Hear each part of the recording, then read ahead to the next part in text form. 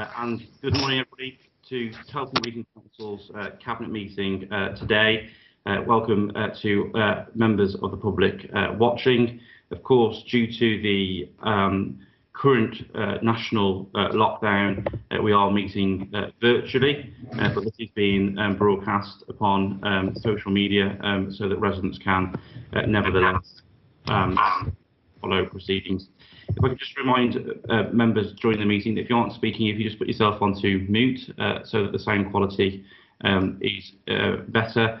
And of course, if you want to indicate to speak, then please raise your virtual hands and I'll call you as soon as I can.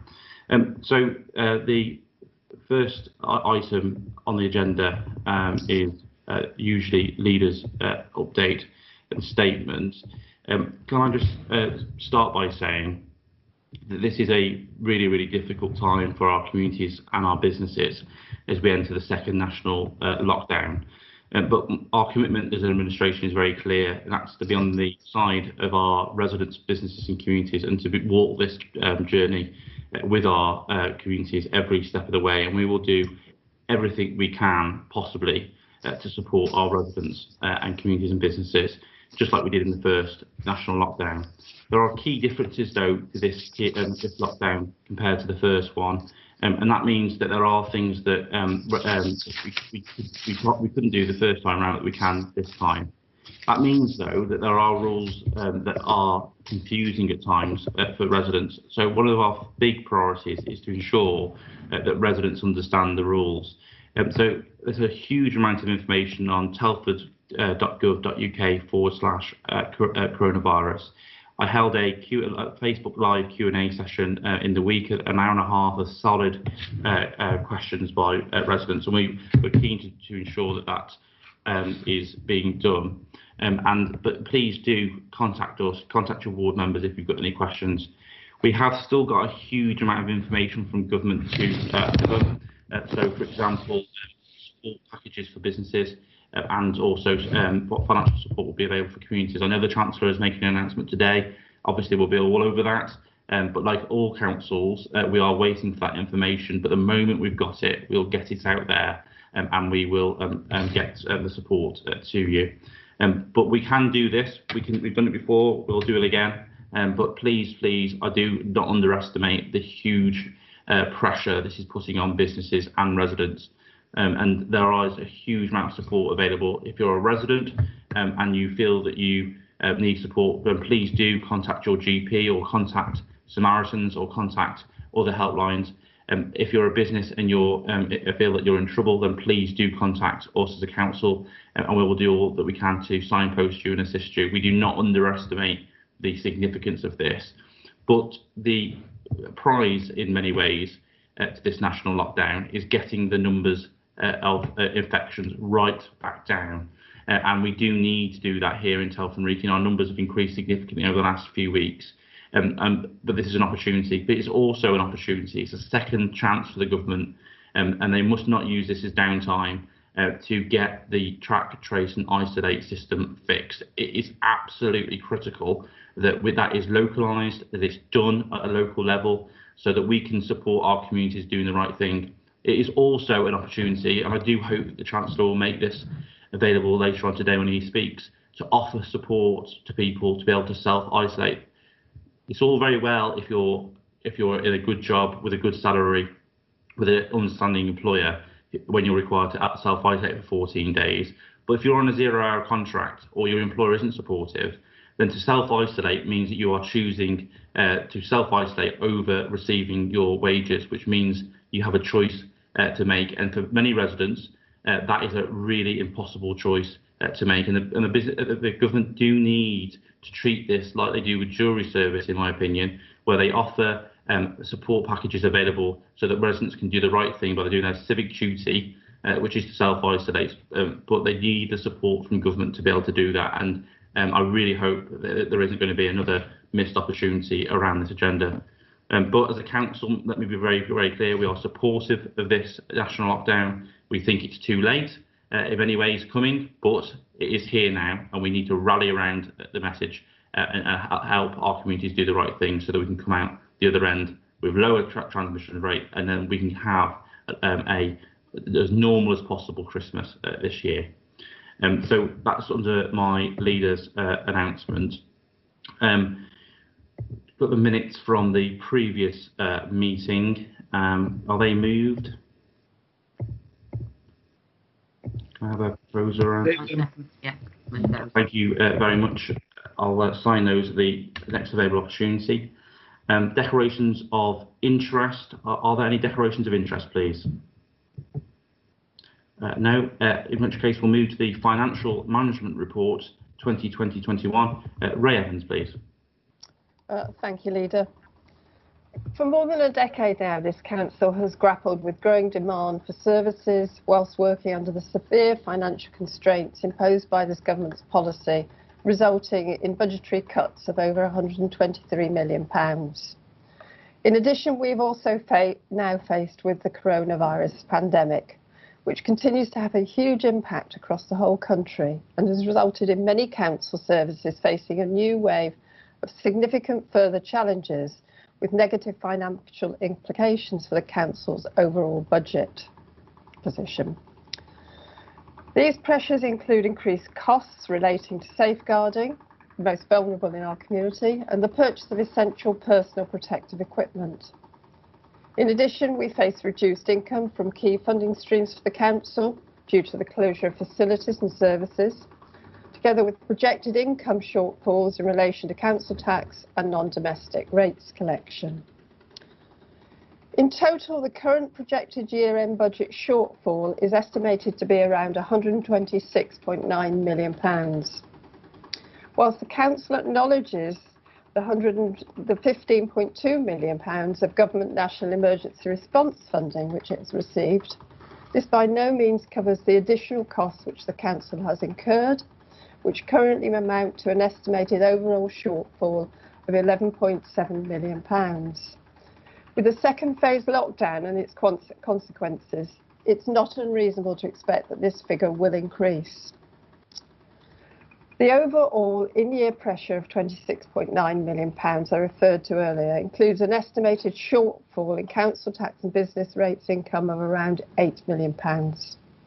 Whilst the government has announced that this deficit could, on an exceptional basis, be recovered over a 3-year period rather than recovered fully the next year, we believe that the council should make provision for this shortfall during this financial year in order to avoid increasing the budget shortfall in future and further years, given the very high levels of uncertainty over future funding beyond March 2021.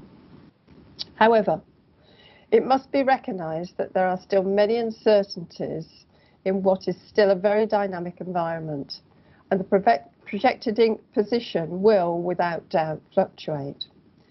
However, this council has a long track record of actively managing its financial position well, and due to its strong financial management over recent years, remains in a strong financial position, I'm glad to say.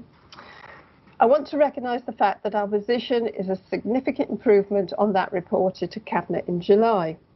However, given the new and further challenges we're now facing, work is ongoing, both the finance team and service managers, to update and refine financial projections as additional information becomes available, and estimates will continue to be refined throughout the remainder of the year, as I'm sure you all understand.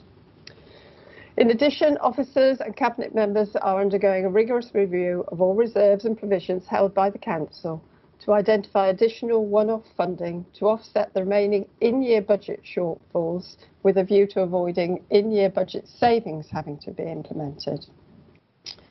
With regards to the capital programme, at the time of compiling this report, the projected spend was 90.6% of the budget allocation. As you will know, historically, the spend is geared towards the end of the year. As anticipated, COVID-19 has impacted significantly on the collection rates, with income in relation to business rates, council tax and sales ledger all currently behind expected levels. As we start to move through our 21-22 budget setting process, Cabinet should be aware that accurate projections for the likely financial position of the Council in future years is almost impossible at present. As well as the impact of COVID, we have the impact of Brexit and all the underlying complexities of managing a budget of such a diverse and broad organisation as ours. The funding outlook for medium term is still very uncertain, given that once again the government has deferred its planned major reforms to the local government's finance system and is also only proceeding with yet another one-year comprehensive spending review. A medium-term comprehensive spending review would have enabled us to set a medium-term financial strategy rather than being faced with setting another one-year budget. Members of the Cabinet, you're asked to note and agree the recommendations 1 to 4 of the report. Thank you, Ray. Is there a second for that, please? Second that. Thank you, Richard. I'll come to you, Richard, for comments. Well, I think we should add that, you know, as we've said previously over the first lockdown, you know, this council, like other councils across the country, were asked to do what they could to support their residents, and we stepped up to the plate and we went above and beyond to try and make sure our residents were supported through lockdown. And the government are still not going to give us the required funding to meet that gap that we've got. And I find that embarrassing that the government keeps saying that they're going to make sure councils weren't going to lose out, but we still have an £11 million gap. And I really think it's time that local MPs stood up and started shouting for their local authorities across the country, really, where this shortfall is, because we did what we had to do. And as Ray says, we've now got another period of lockdown with uncertainty, and we don't know what that will do to our budget as well. I mean, the country, you know, we are fighting a pandemic, and we understand some of the issues that they're going through, but they could have help with local government finance by getting a 3-year settlement instead of this year-on-year issue. They kept saying they were going to sort it out, and they haven't sorted out. I mean, in the finance department, you want some certainty, and every year we're uncertain about what we're getting and how we're going to deliver it, and now we still have this gap to fill. And I find, you know, I feel that we as a town, we should be making the case, as with others. I know Sean's doing it through the LGA, and the LGA are trying to make the case. There is a funding gap thanks to this pandemic, and it needs to be sorted. Thank you, Richard. Any other cabinet members want to come in at this point? In which case, I'll go to the group leaders. Nigel, anything from yourself? Yes, thank you. Yeah, I mean, all councils find themselves in the same position. I mean, this is just a snapshot, really, up to the end of September, and obviously a lot's happened since then. Including significant extra funding from the government to alleviate the COVID pressures. It's also useful to bear in mind that the budgets were set before the pandemic. Most, if not all, council services are operating differently, and some will continue to do so moving forward. So it's a bit difficult to compare with, you know, you're not comparing like with like at the moment. I mean, the main area of deficit is really in the reduction of council tax and business rates and the collection. And as stated on page 2, and as the cabinet member acknowledged, the government's recognised this by allowing debt recovery to go over the 3-year period as opposed to the normal 1-year period. So I'm sure that all the cabinet members will appreciate the efforts that the government's making. There's more money coming, we know that, and really the thing is that you know, we're just having to go by a day-by-day basis and see, and it's going to be very, very difficult with the budget season, the budget setting season coming, to actually make some realistic budgets. So I mean, we're all in the same boat. We're all playing it by ear. That's right across the country, and it's good that the Treasury are actually recognising the pressures that all councils are suffering, and there'll be more funding coming through in the pipeline. Thank you. Bill? Thank you, Sean. Sorry, Bill? Yeah, thank you, Sean. I echo in part what Nigel says, in the fact that all local authorities are in exactly the same position. But doesn't that mean that the government have overlooked the problem that we've all got if we're all in the same position? if we're all being treated equally terribly, I suppose that's some form of comfort. We normally get singled out for really bad practice here, but you would think some assurances would come from the government to say, look, we'll look at your expenditure, but if all of you are suffering because of this pandemic, then we'll sort it out. A serious, really serious point is that we are relatively strong compared to most local authorities and the finances we have. We're already aware of some local authorities this year that will potentially go bust, and next year in the same predicament. In fact, I listened to a local authority the other day, and they said, we'll just about scrape through this year, but next year we've got no reserve, and that could mean catastrophic cuts in services that we provide which aren't statutory. This isn't the way a government should be operating. It's knee-jerk. They should have plans in place and give those assurances so we can positively go forward. I have a couple of technical points. I understand obviously the business rates and council tax, the collection rates are going to be shorter this year by the 8 million. But the clarity on the 8 million is as follows. Surely if we know that that's definitely not going to be received, then that should be a big thing for the government to say, look, we'll come and help you out with that. I know where they've applied business rates discounts, they've done that. So my question is this, being allowed to write it off over 3 years is bonkers because you haven't got the money coming in anyway. It's going to be a deficit whether it's this year or the next 3 years. That's like saying, oh, I owe £8,000 to the bloke next door. And it doesn't matter because I can pay it over 3 years. Or I haven't got any money coming in those 3 years anyway, but it doesn't matter. You can't keep putting things off. My technical point is, on that 8 million, is that absolutely certain we won't get that cash in? Or will we get that cash in, but it could be over a longer period of time? So if it's a complete write-off, then I would be prudent as well. If we know we're not going to get it, I'd write it off. So if Ray can't answer that one, I'm more than happy to ask, Ken to chip in on that one. The other point, which is a very small point, it's a very positive point. New Place last year had a profit before tax, £427,000, which is very welcome in its own right as New Place, the company. And I know through a technical issue, the local authority can only enjoy that money if the New Place was to pass a dividend. Dividends from companies are only normally passed when they feel financially secure enough to do so. So the question I would like to ask is, when could we be in a position to enjoy the benefits the profits New Place are making, as well as the additional income it's getting for us as a local authority? Because if we could pay a dividend, it would help chip towards that deficit. Thank you. Thank you, Bill. Before I come to Ray to answer those points, I think Lee had indicated to speak. I missed him. Sorry, apologies for that, Lee.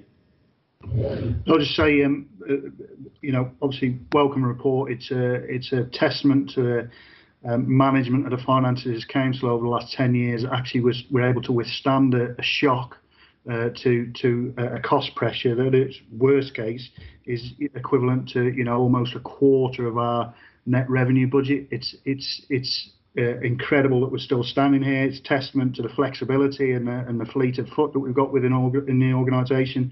Also, the investments that we've made previously that are paying dividends and still able to generate revenue for us. Some of those investments were widely criticised. It's interesting to hear this morning the change in mantra from the Conservatives. It's let's play it by ear now, shall we? It used to be get things done a year ago. It's now play it by ear, but playing it by ear doesn't do anything for anyone. It doesn't do anything for us in terms of an organisation and our finances and setting that budget and having that certainty so that we can provide services to local residents. Playing it by ear across the piece doesn't help local businesses either. Announcing that we might have a lockdown and leaking that to the press on a Friday, but only giving the detail on a Monday, cause huge anxiety to communities, whether you're in work and worrying about your income, or whether you're a business and worrying about whether you've got to close or not, and whether you're going to have any income at all over a real key period in the year. So playing it by ear doesn't help anyone. And I think I'd just finish on saying this. What also doesn't help anyone is our MPs and the party of government saying that they've given the local authorities enough. They haven't been giving us enough for 10 years. They're not giving us enough now. And it doesn't do any of us any favours, politicians any favours, by any of us trying to claim it's enough. Because ultimately the public out there need more trust and confidence than they've ever had in local politicians and the local council, because they are turning to us in ever greater numbers, and we've got to be there for them. And if we want to deliver what we need to deliver in this time of crisis, then the government have got to cough up and give us absolutely every penny that we're out of pocket by. Thanks, Lee. Ray, before I come to you, I just want to sort of make some comments myself, if that's okay. Firstly, to sort of echo some points that are already made, this would be a difficult situation to come to, even if local government finance and the finance of this council was in a good place. But we know, as a council, and to pick up Nigel's point, the local government community, we are significantly underfunded when it comes to adult social care. There's a huge multi-billion-pound gap for councils right across the country, and that's, you know, let's be very clear, regardless of which political party runs your council, you've got a headache when it comes to adult social care, because that system is not funded properly. And I've heard it from Conservative council leaders across the country. In fact, Nigel, your predecessor conceded that there's issues around the funding of adult social care. So we have that pressure. We have a pressure in regards to safeguarding of children's budgets. And again, that is not unique. Again, every council in the country is grappling with underfunding of children safeguarding. And we've put in a huge amount of additional money in over years around that agenda. So we are already on really, really weak foundations as a result of that. Not to, of course, forget the £110 million of austerity over the last 10 years that's been taken out of this council and this borough. So really weak foundations, and then this on top of this, which means that we do only ask the government to keep their word. And at the beginning of this pandemic, the Chancellor said that we would be fully compensated as a local authority. And we aren't being fully compensated, because every scheme that comes about, it's always about the local council taking the edge off the pain before the government steps in, and that is not sustainable. And let me be very clear to residents too, what that means is, at the end of the day, either increases in council tax to make up for that money, or reductions in services, and therefore it really does impact upon the community. The other thing I don't think particularly helpful, again, this is something that I've seen council leaders of all political parties talk about, it is not helpful for members of parliament to be creative with the truth when it comes to funding, and we've seen that on free school meals. For MPs to lie to residents, and they are lying to residents, to say that the council has been funded to deliver free school meals, when they know full well that money was time limited, and we were told as a council to get that money out of the door within weeks, and every council in the country did that. Every single one, regardless of political persuasion, did that. And it is completely disingenuous of politicians in Westminster to be talking in a way that money has been provided when it simply has run out. And it's just nothing at all for trust and confidence in Westminster politicians on that. And the third point I want to make is there's been an increasing drive from Westminster to start to award funding on a per capita or per head basis. So we've seen that in terms of business support. We've seen that in terms of shielding information. We've seen that across a number of points. That is a big problem for places like Telford Wrekin. It's a huge problem for places like Telford Wrekin for two reasons. The first reason is we are consistently undercounted here in Telford and Wrekin. It's an issue that goes back a long time, and an issue that has been identified for a long time. London politicians do not count the population of Telford and Wrekin right, which means that we always lose out. And on this per capita funding basis that MPs in London are now adopting, we lose out. The other thing we lose out on is, why on earth does a population number why should that link to your business support budget? In places like Telford and Wrekin, we've got a huge thriving business community that support is effectively the economic heartland of Shropshire. Why is our population number being used to support businesses in that way? It just does not make sense. And MPs in London do need to understand the local issues here, rather than being their Westminster bubble. So I just wanted to make those couple of points. Ray, did you want to come back in summary? thought I couldn't unmute there. Yes, thank you, Leader. I mean, I'd like to thank Nigel and Bill both for recognising the strength of our financial management and also the issues and challenges that we've faced, and that, you know, it's a difficult situation. Nigel, I would happily shake your hand if you are right when you say the government will recompense us for the shortfall. I'll do that personally. There were a couple of sort of technical questions. Thank you, Bill. New place dividend, I was talking to Ken about this recently, and we are looking at how we can get that money. That is something we are currently actively looking at. Council tax, Bill, you're right. You know, you've just kicked the can down the road if you say it will spread it over 3 years. It just, and in fact, you kick it down a road that you can't see the end of because it's murky. We offered a council tax holiday to our residents, which we believe was the right thing to do and still do. And 10,500 people took that opportunity. We are working on the council tax, the collection fund shortfall at the moment. It's improving. You will be aware that we offer support to all our residents if they're having trouble paying. And we have, in fact, started recovery action now. We've been able to. So we would very much hope to be able to reduce that figure at the end of the year.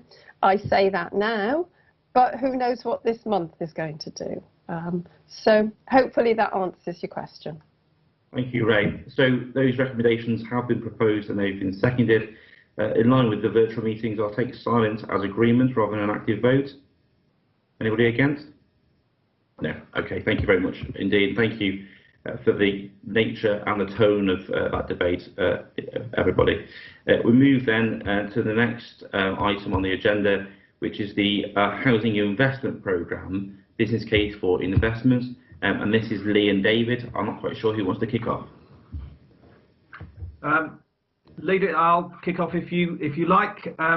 Good morning, everyone. This report shows really what a massive success New Place is, and how we intend to move it forward to the next stage, and if you like, turbocharge the initiative in order to continue to invest to create a better borough.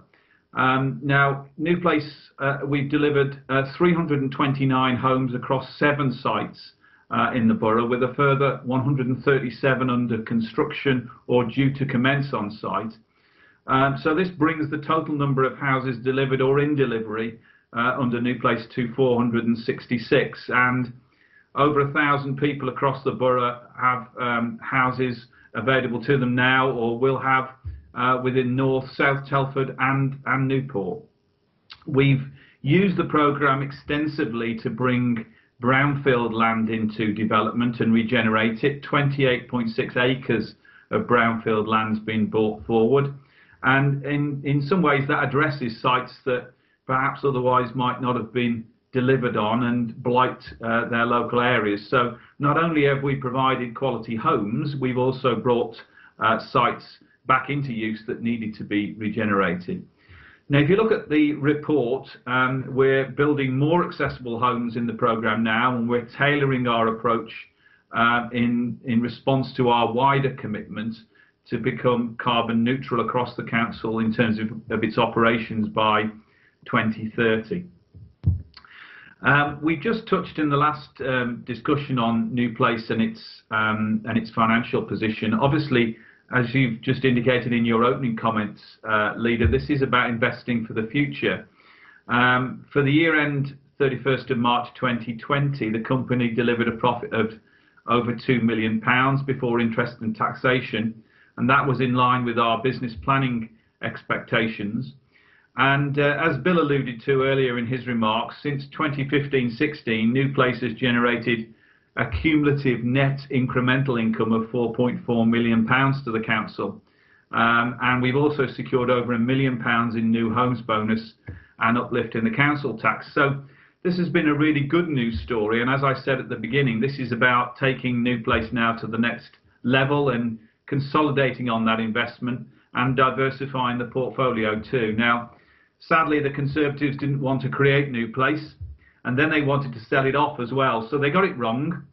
It provides homes, it shapes the private sector housing market in terms of quality, and it generates income. So it's a win-win-win, basically, in terms of our approach.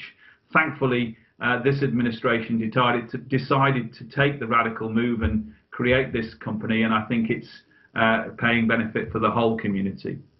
So this report asks Cabinet to approve the allocation of a further £38.5 million from the Regeneration Investment Fund to support a series of developments across the borough, and it recommends to full council the approval of an extension of the New Place Loan Facilities Agreement of £36 million. And we're going to invest capital into the company through debt or equity finance as usual, and we demand a commercial return, as members will know, on both. So in this context, feasibility work's been undertaken on 7 pipeline schemes, with the potential to deliver a further 320 new homes, representing an investment of £48 million. Now, the details of these schemes are shown in section 4.5 of this report, and detailed appraisals on each scheme will come before the Housing Investment Board for approval. So this report illustrates how we're at the cutting edge on housing, dynamic and radical, and also delivering for our community. So I move the recommendations. Thank you, David. Lee, to you to second and to say a few words. Yeah, happy to second. Obviously, really proud of this report and the progress that's been made. Really, we've got to give credit to those who stuck by their guns in the very early days and saw through the plan to introduce New Place and the housing initiative that we've had on, and that includes yourself, Leader, and the Deputy Leader. I know sat here, and Councillor Watlin and former Councillor McClements. I know you had to fight really hard to get it through Council at the time. But listen, it's of a scale that is probably not seen elsewhere in the country. It's unprecedented in terms of that scale and the impact that it's had on some of our communities. If you look at the significant difference it's made in some of our communities across the borough, whether that be the Nedge, Woodside, Madeley, Mallinsley, Dawley Bank, recently Wellington, we've got a new development there. It's fantastic. It's great to see the level of affordable houses that have been provided within that number. I think it's totaling just over 15%. It's great that we're now setting out plans to move to accessible and adaptable accommodation, as well as accommodation that will be more in tune with our climate change agenda, you know, charging ports and solar panels. I think the financial benefit that's delivered to the council speaks for itself, and if you just equate that to something that's really important to people, the amount that's been generated to the council over the lifespan of New Place to date, and the council tax benefit, if you roll all those up, that's equivalent to about 336,000 hours of home care, adult social care. That's what it equates to. That's what it's delivered in terms of something really important to our residents, as well as that good quality housing. Also, in terms of the supply chain and the jobs that it's secured and created in terms of building those houses, that's been huge and is set out in the report. And also in terms of, if you look at some of the future plans around its ability to maintain and preserve some of the important buildings that are important to the community but have laid unused for many years now, whether that be New College. I know there's a report coming on this later, but the preservation of that Edwardian school building is really important, and the community have got huge emotional attachment to it, or whether it's the Gower building, where hopefully the proposal there will with a fair wind, preserve a community use element, as well as create new homes, or whether it's Main Road in Ketley, the community centre there, or the centre there, that again, that plan will look to preserve. So all in all, a fantastic report. Well done to everyone who fought to get it in motion, to deliver it. Well done to all of those who were stuck by it all the way through, despite calls to have it sold off. On a number of occasions over the years, we fought that off, and hopefully we'll get unanimous cross-party support through the council to get this approved and move on with the next stage, so it continue to make that real big difference to our local communities and our local residents. I shall put my fine in the pot. There's nobody indicating to speak on this, so we'll move to the vote in a moment or two. I'd like to talk about two things on this. One, we talk about this in a very financial way and about regenerating brownfield sites and council tax, which is very, very important and critical. But I want to talk about some of the residents that live in new place homes. Over 1,000 people now, 1,000 residents in Telford Wrekin live in a new place home. We're the largest private sector landlord in this borough. And it's a story that I've recalled a number of times, but it's a really powerful story for me, which is when I spoke to a new place tenant about the difference a new place home has made to their family. This is a family that has gone from various insecure private landlords, often private landlords who gave very little notice when they want that private landlord wanted the property back. A family that spent a lot of money doing up houses to make them a home, only to be told to go and move on. And this family had an autistic, or has an autistic member of their family, and the huge difference that meant that every time the landlord wanted to move that family on, it was a different school that child had to go to. It was a different set of communities and friends that they had to make, and the huge impact it had on that family. And a new place home is a new place home for life. So as long as you pay your rent and as long as you are a good neighbour, that is your home for as long as you want it to be. And the huge certainty that that provides to families is absolutely invaluable. And I often see and hear critics of new place talk about, the fact how much it costs to rent. But go and talk to residents who have made new place a home. It's absolutely powerful.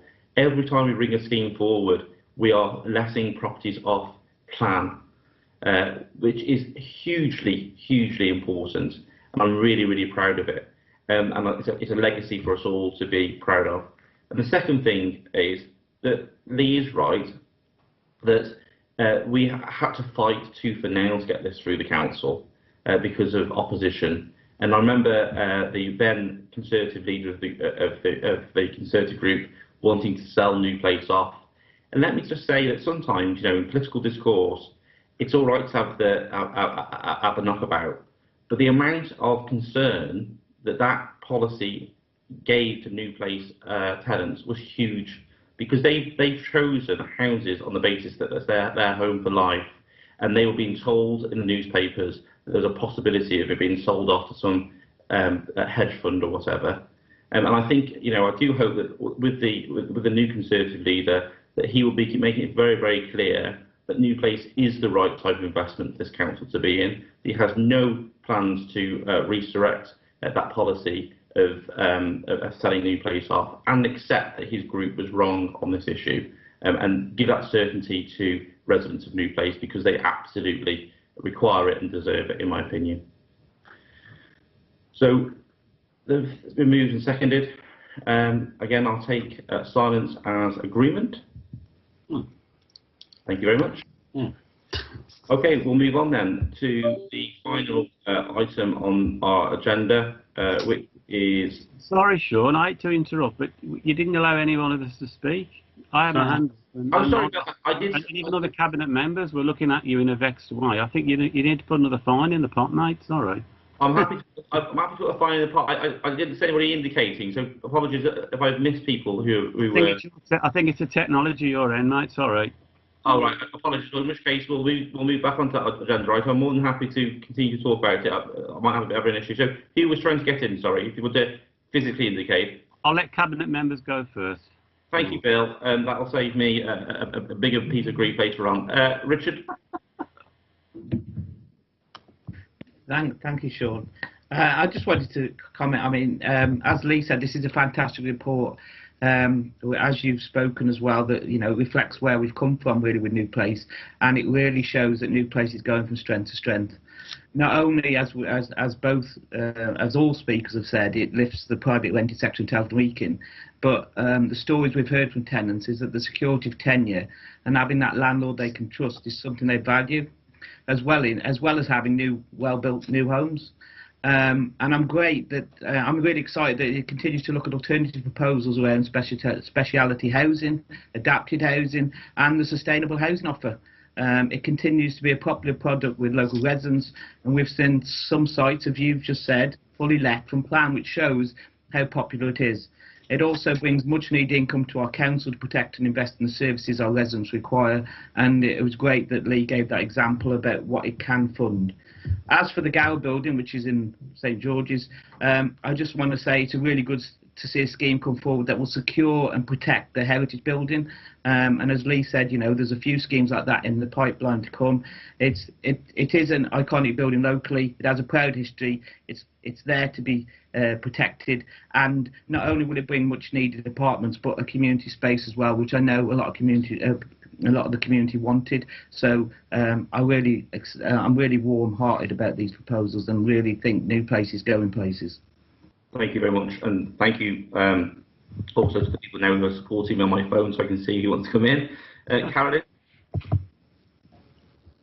Yeah, I agree with obviously what's been said so far. I think my colleagues will know that sometimes I'm a little bit cautious about some commercial diversification from local government, but I think housing specifically is an area that local government has had a long history of providing. It's something that councils sort of, I guess, we're forced into sort of moving away from, and I think it's really welcome that in Telford Wrekin we're getting back into providing homes, because that for me is a core part of what local government is about, because providing homes is the bedrock of people's lives, and if people have secure homes, that makes so many other things so much easier. But I just wanted to just echo a couple of points on you know, some of the other issues that I think New Place is offering us. In particular in relation to those historic buildings, listed buildings. We've got a number of historic buildings around the borough that have been bought by developers that sit idle, boarded up for years, and nothing happens. And I think we're showing the way forward that actually we can preserve these historic buildings and make good use of them at the same time. And you know, and hopefully we can do more of that around the borough. And also I really welcome the move into more sustainable homes, looking at where we can make homes have, you know, green energy, be very efficient in terms of heat loss, so that you know, they're warmer homes as well. So I think it's all steps in the right direction, and I really welcome this report. Thank you. Thank you, Caroline. Shirley? You're muted, Shirley.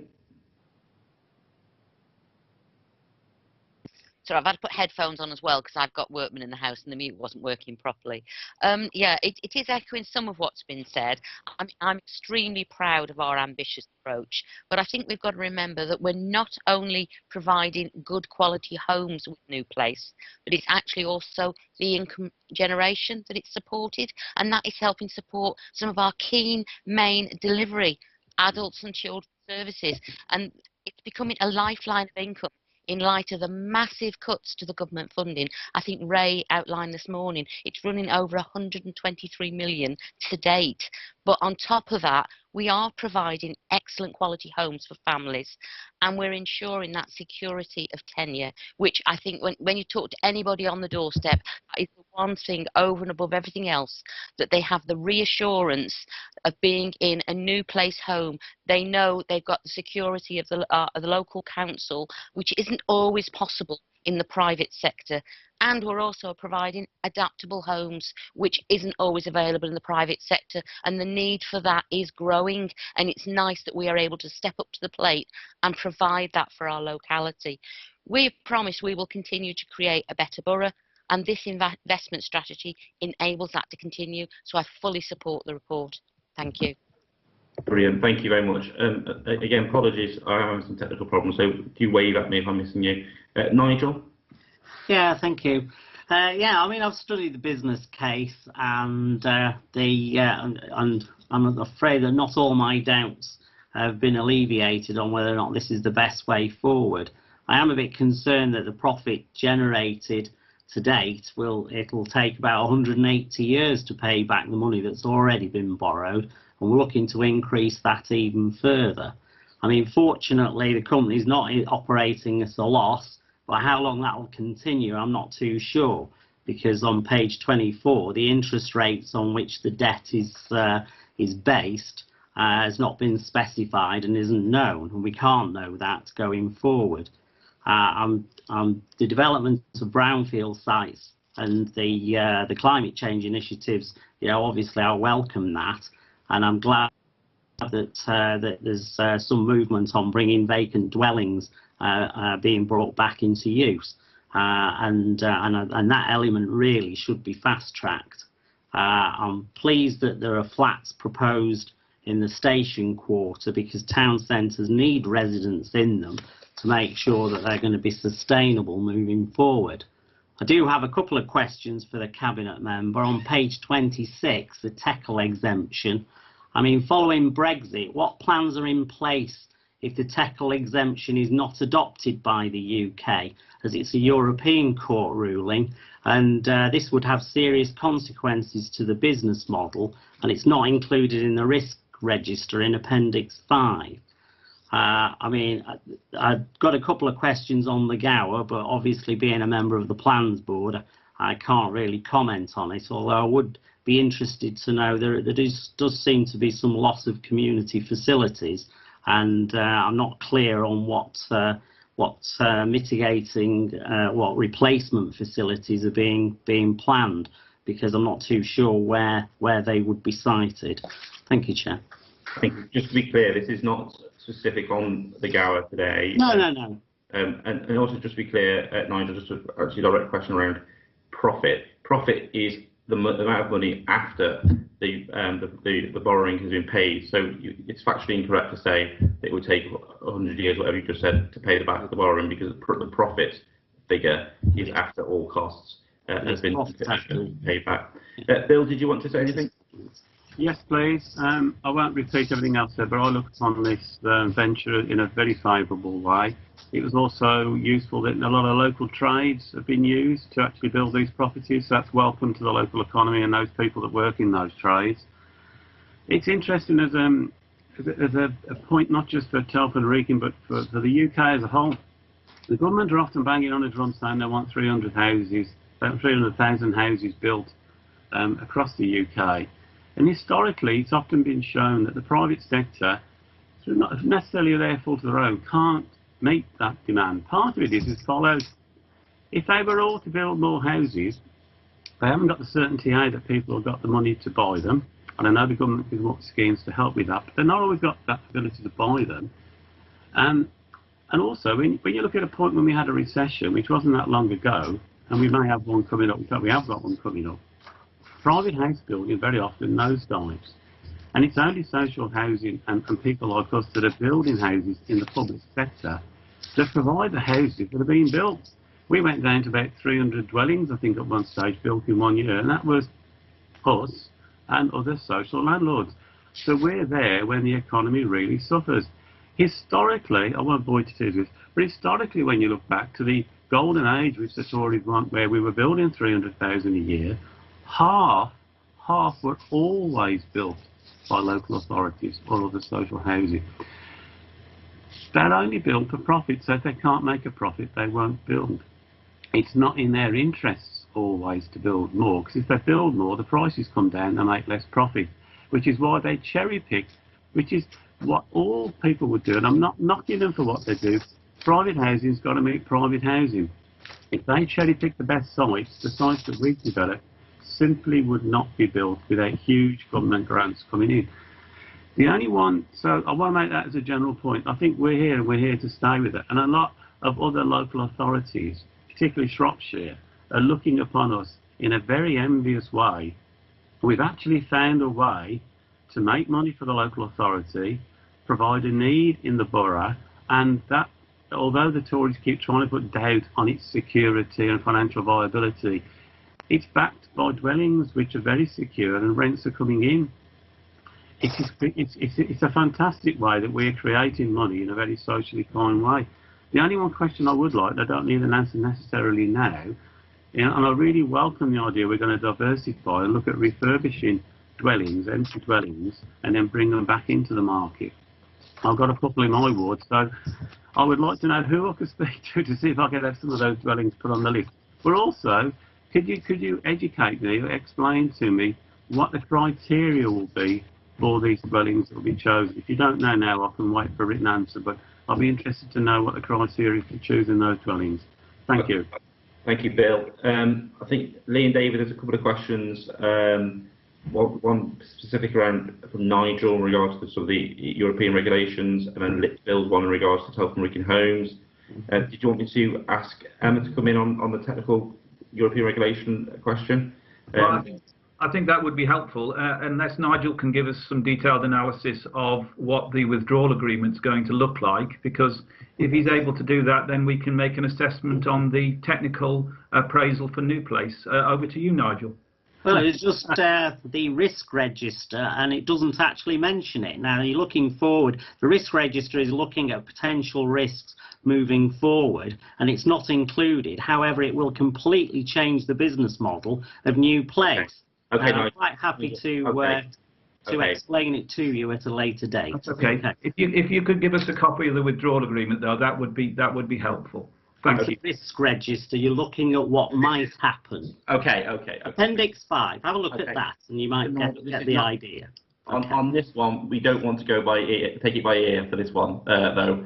So we want to understand this. So Emma, as best as you can, and in a layman's term, please, can you just explain this, and specifically about the risk register as well, please?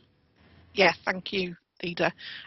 So in relation to the technical exemption, I won't go into detail about what that means, but it's related to procurement primarily, and also state aid, both of which are EU requirements.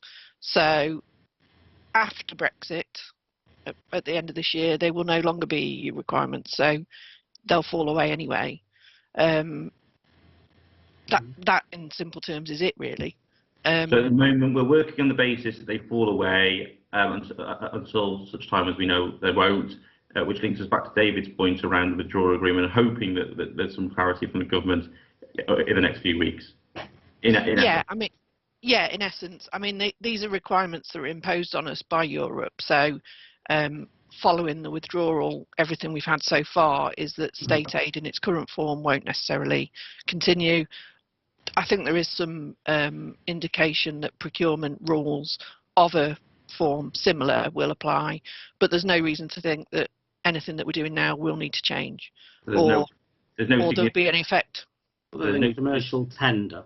So there's no significant risk in regards to this rule change either way, as you understand it at the moment. Not at all, no. Emma, thank you. And just for residents who might be watching this, Emma's one of our senior commercial solicitors here at the council. So Nigel, I hope that helps you in your understanding of that. In terms of Bill, sorry, Nigel. Oh, sorry. No, I just said I understand it totally. It's fine. Oh, okay. You were asking the question, that's all. Okay, and Bill, in terms of your criteria question for Telford Wrekin homes, that will be subject to another cabinet report which is coming through. This report is very much about the principles around this investment programme, but we take note of your earlier representations. Lovely. Okay, well, that was a really good discussion. We've already, in a sense, voted on it, but we'll do it again for clarity. I'll take, again, silence as agreement, and objections. Please speak now. No. Okay, thank you very much. Right. I'm really disappointed, actually, that we still have our principal opposition party against New Place. I thought we would have moved on from that, but there you are. So we'll move on to the next one, which is about New College, Telford. David, I think this is you again. It is, Leader. Thank you very much. Now, this report really follows on from part of the last report, which was indicating some new place investment. But this is a report that shows how we put together a pretty dynamic partnership to deliver a major investment scheme in one of the most deprived wards in the borough, and close to one of our important borough centres, which obviously is Wellington. So basically, this report seeks authority to proceed with the redevelopment of the new college site in Wellington, whilst, as Councillor Carter said earlier, protecting the historic frontage of the building. So this scheme brings this site forward at pace, and it brings major investment into Wellington. It also supports the redevelopment of neighbouring land in the ownership of Wrekin Housing Group, with new affordable homes. So on the New College site, which I'm sure members are familiar with, you have the Edwardian frontage building, and then you have a series of buildings at the rear of that site. The intention is to clear the rear of the site and redevelop it. So there would be an extra care scheme on that site with 64 apartments in the ownership of Wrekin Housing Group, and that contributes to our supported housing strategy.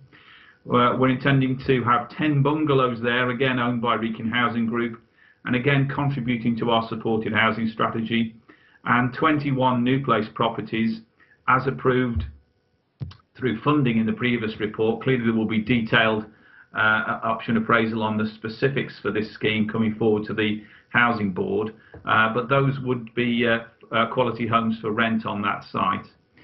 Now this scheme is coming forward at the moment because it benefits from us securing £2.38 million of Get Building Fund resources, which is administered by the Local Enterprise Partnership. And we've also identified an additional £18.6 million of match funding, which we can secure through a delivery partner, which, as I've indicated earlier, is Wrekin Housing Group. So that secures the units I've mentioned on the New College site, and it also delivers up to 70 affordable homes on a neighbouring site which Wrekin Housing Group currently own. So whilst the council will be required to enter into a funding agreement with the LEP about resources relating to the Get Building Fund, we then also have a reciprocal funding arrangement with the Wrekin Housing Group to ensure the council's protected in its commitment to its spend profile and the delivery of contractual outputs.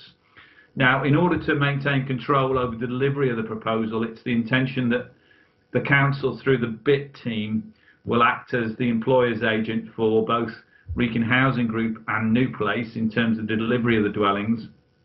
BIT would manage the tender process and deliver both projects, and this would be on an open book basis with Wrekin Housing Group, and obviously they would refund all elements that would be linked to their investment projects in this area in full.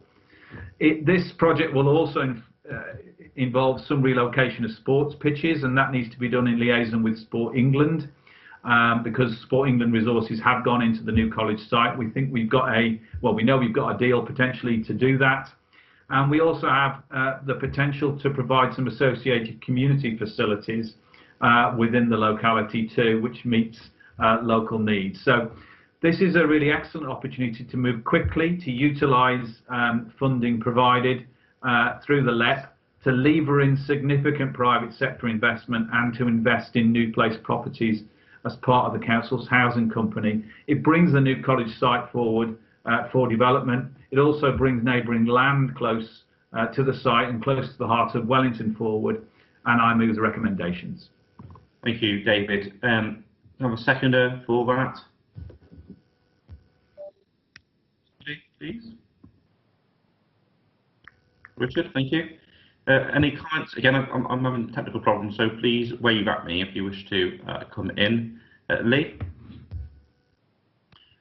Thank you, Lee. And I think from my perspective it's important to take a step back from this and understand the significance of the council stepping in on the site in the first instance, about just over 2 years ago now. And what that's demonstrated is that when the council has done that, that actually we're able to bring forward a plan really quickly. In terms of this report, again, it's not stated in the report, and I'm sure the individuals involved in this, in terms of securing the LEP funding, don't want mention, but I think yourself and particularly Councillor Wright, but also our team, who effectively had about, I think it was 48 hours to turn around this bid to secure funding to help unlock the site, and that's really appreciated.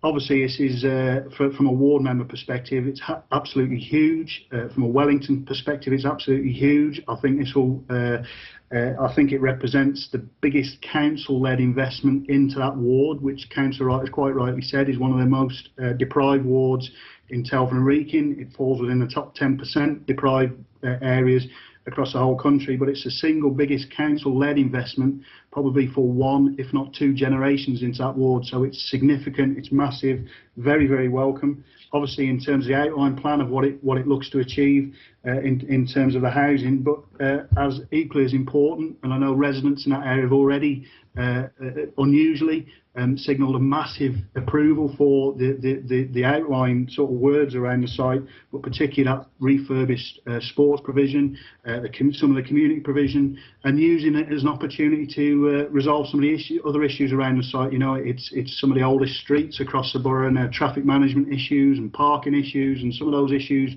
hopefully will be resolved through this development. So all round, huge well done, massively supportive of this, and just can't wait to get the bulldozers on site and the diggers working and the tradesmen there and get cracking on with it, because it's significant, it's massive, and I know everyone is absolutely really excited about this being delivered. Thank you. Lee, Andy Burford. Yes, thanks, Leader. I'm really pleased to see, as Lee says, that this is this really imaginative proposal, and as with the previous report, in terms of New Place's ability to develop specialist accommodation for vulnerable people as a result of its secure business base, we have here another example of the council making sure that we keep our eyes on the ball in terms of that huge need in the future for specialist accommodation and supported accommodation for the most vulnerable. So we're helping to lead this, and it's really good to see Wrekin Housing Group providing 64 apartments and 10 bungalows under this proposal for the people most in need. So welcome this report. Thank you. Thank you, Andy. Paul Watling, I think you indicated, or yes, really wonderful, imaginative scheme. I think it's great. Because it's about the gateway into Wellington as well. That's the joy of this.